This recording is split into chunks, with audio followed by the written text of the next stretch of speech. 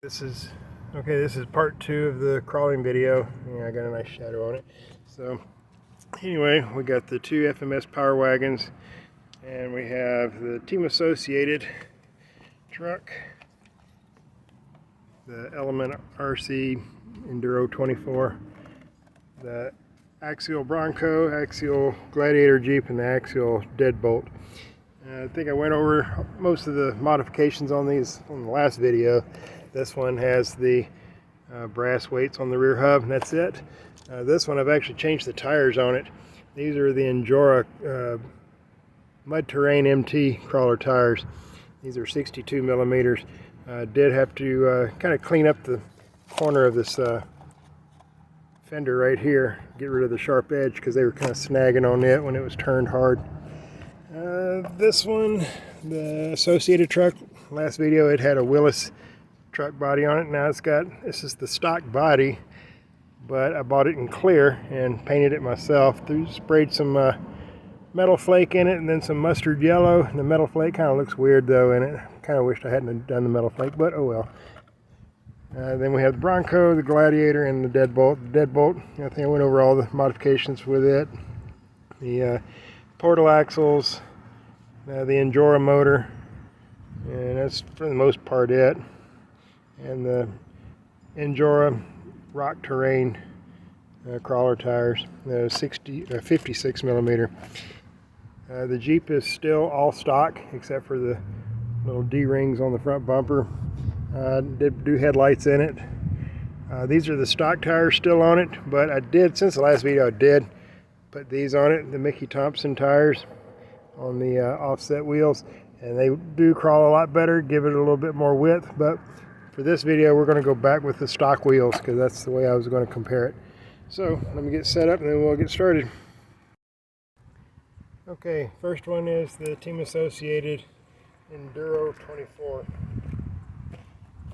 And I think in the last video I said this is an $89 truck. Actually it's $96 after I looked at the box, but still for what it costs, it's under $100 bucks. And it's a good little truck for what it is.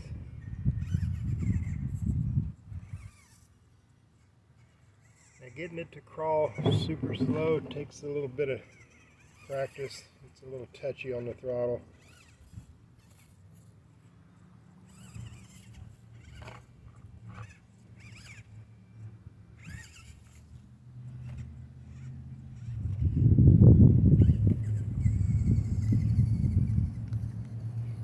But this one, its biggest downfall is the lack of ground clearance. The differentials are really big in this, and the tires are really small. So let me go get it unstuck. Okay, we'll have another try with it.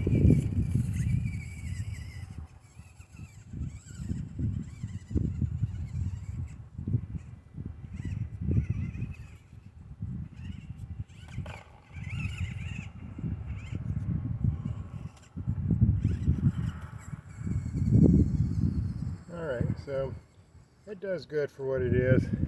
I mean, it's a capable crawler. You just gotta pick your lines carefully. Alright, next up is the FMS Power Wagon. These have the high and low speed transmission, and the low speed works really good, and these can crawl really slow.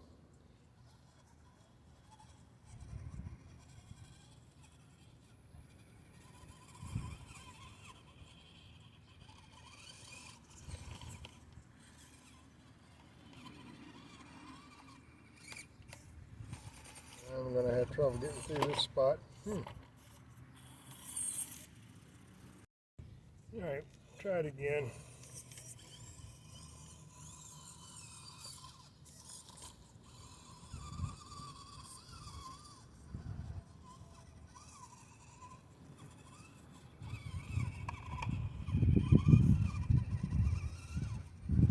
Now these trucks also, right out of the box, work really well. These tractor herringbone tread tires that come on them actually work surprisingly well, better than you would think. This truck has a lot of ground clearance because of the portal axles and the oversized tires. The tires are 60 millimeters on these.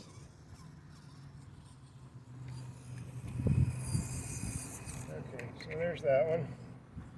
Alright, now we'll do the other Power Wagon. This one is all stock except for the wooden bed, obviously, and this one has 62 millimeter Endura tires on it.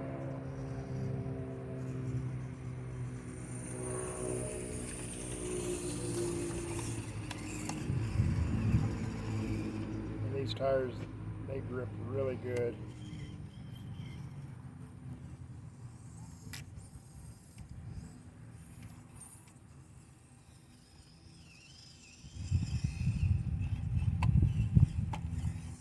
See, it just goes over that like it's nothing. It's almost not a challenge with that one. Okay.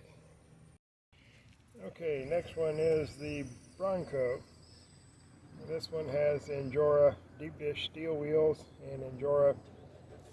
Actually, I don't think these are Endura. Endura sells these tires, but so does another brand. They're the Mickey Thompson tires. And these tires really worked wonders for this little Bronco. This one also has oil-filled shocks on it, which with this heavy hard body helps knock out a lot of the body rocking that can get you off canter and send you tumbling down the hill because the body is sitting there bouncing back and forth on the springs. That was almost a rollover. This one's tricky because of the heavy body up top. So getting the stance a little bit wider by adding the deep dish wheels really helped, and these tires are actually a little bit wider than stock. And the oil-filled shocks that I got came with 3 different sets of springs. I used the softest springs with the preload all the way down on. Out of the box, that one left a lot to be desired. It was a good trail truck, but it just wasn't a good climber. The tires didn't grip that great, and it was constantly tipping over. So the shocks and the wider wheels took care of that. So now here's our the Rubicon, as they call it, the Gladiator. This one's all stock except for the headlights. This one will not make it over this part right here because of how long it is. It gets bottomed out right there and ends up tipping over and a rollover. So if I try it from a different angle and go over it through some other stuff, just as long as I don't go over that really high peaked rock, it'll get through most of this other stuff pretty easy. Except for that spot. And we'll try it on this angle here.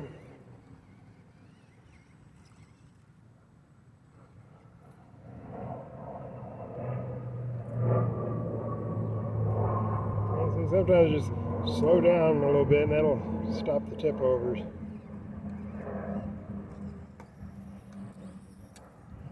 Alright, so we're going to come around from this side.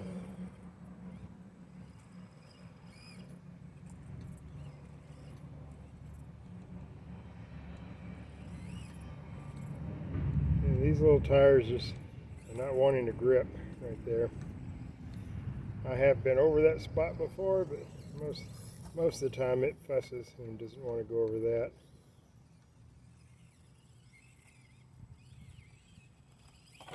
There we go. Alrighty, but this one right out of the box is really good. Pretty much any of these little axial crawlers benefit from having better tires on them. And deep dish wheels. Just get the stance a little wider. So now we're going to do the deadbolt. This one's had the most modifications done to it.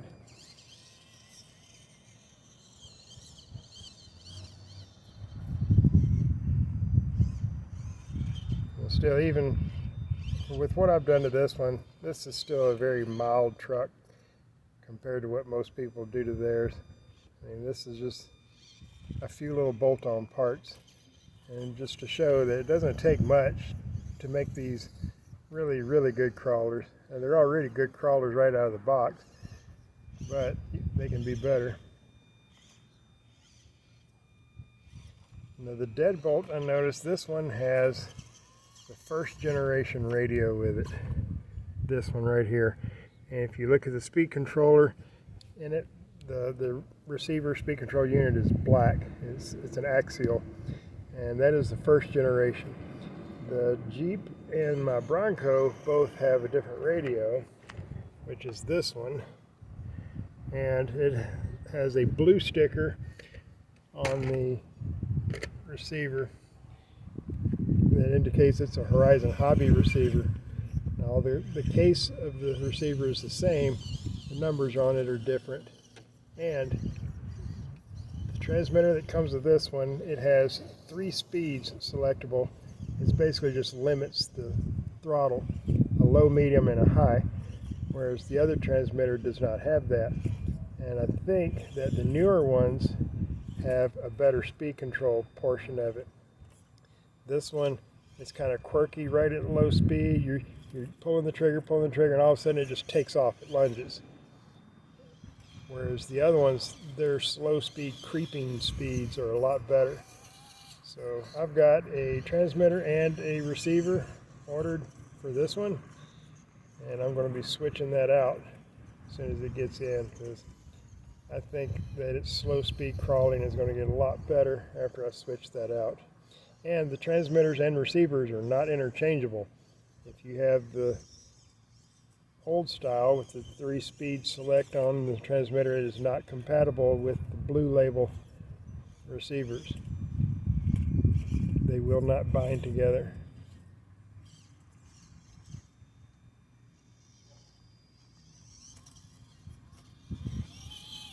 But at any rate, this one is still probably my favorite.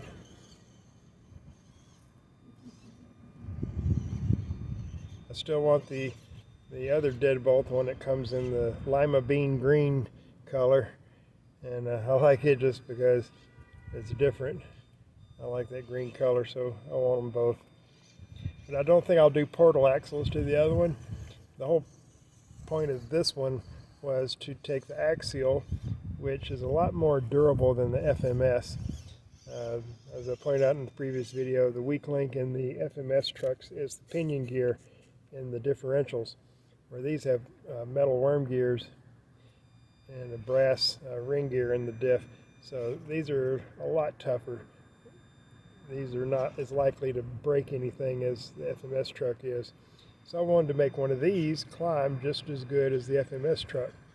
So I've got the same diameter wheels. I don't have as low a gear ratio as the FMS truck does, but it has portal axles like the FMS, and it will go, I think, more places than the FMS truck does. But the one that has the better tires on it, I think, I don't know, we'll have to have a contest between that one and this one day. We'll set up some impossible climbs and see if either one of them can actually make it over it. But in a nutshell, that is pretty much it. So there's the comparison in the crawling on these. I could go into more detail on a different rock pile, but this is kind of my test rock pile here. It has the one big boulder in it, and I figure anything that'll go over that, that passes the test. We're going to get stuck. Maybe not. Let's see if we can worm our way out of it. Nope. Maybe I need to send the power wagon over there to rescue him.